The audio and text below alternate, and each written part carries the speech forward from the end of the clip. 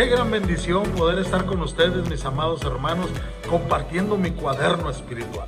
Este mes estamos hablando acerca de ser cristianos ejemplares, cristianos que pueden ser dignos de ser tomados como ejemplo. Específicamente esta semana estamos aprendiendo que un cristiano ejemplar es aquel que es organizado. El día de ayer aprendimos que un cristiano organizado tiene las prioridades en un orden correcto. El pasaje de hoy está en 1 Corintios 14:40, donde dice: pero hágase todo decentemente y con orden.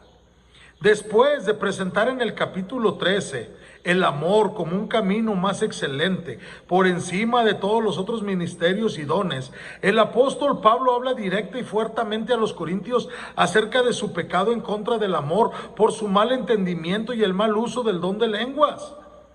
Los creyentes de Corinto habían abusado de tal manera del don que habían rivalizado con Babel en la confusión de hablar, y el apóstol dedica este capítulo completo a este problema que era tan representativo de la pecaminosidad de Corinto. La práctica de expresiones extáticas eran comunes en muchas religiones paganas en el tiempo de Pablo. Los devotos de un dios se dedicaban a bailar y a danzar de manera frenética hasta que quedaban inconscientes, y una experiencia que ellos consideraban que era la forma más elevada de la comunión con lo divino. Creían que en estos trances y embriaguez su espíritu dejaba su cuerpo y entraba en comunión directa con el Dios o con los dioses. Se pensaba que la forma de hablar extática que el mundo acompañaba en estas clases de experiencia era el lenguaje de los dioses.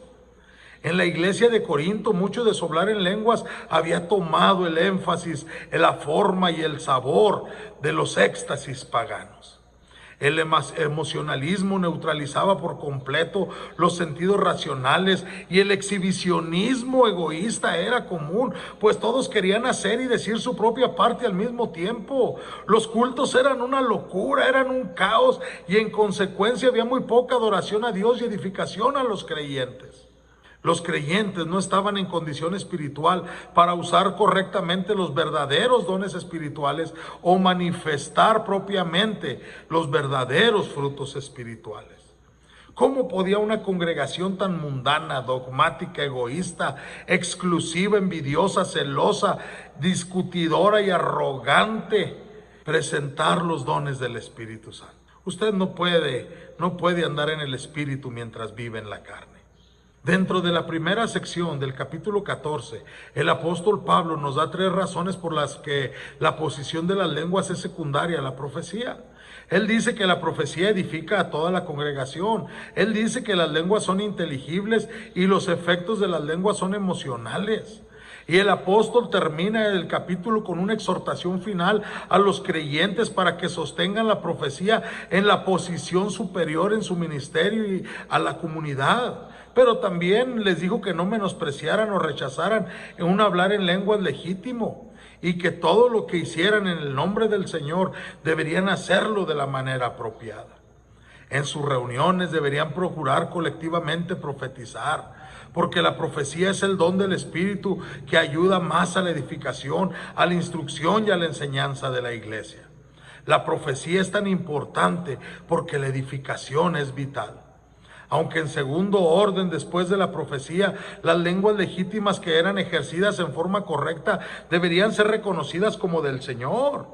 Entonces, mis hermanos, con orden en lo que acaba de decir el Señor, por medio del apóstol Pablo, podemos decir que Dios es un Dios de belleza, es un Dios de armonía, de propiedad, de orden, y todo lo que sus hijos hacen debería reflejar esas características divinas. Es por eso que un cristiano ejemplar es organizado en su vida espiritual, organizado en sus actividades, organizado en su ministerio, y todo, absolutamente todo, procura hacerlo decentemente y con orden. Que el Señor te bendiga.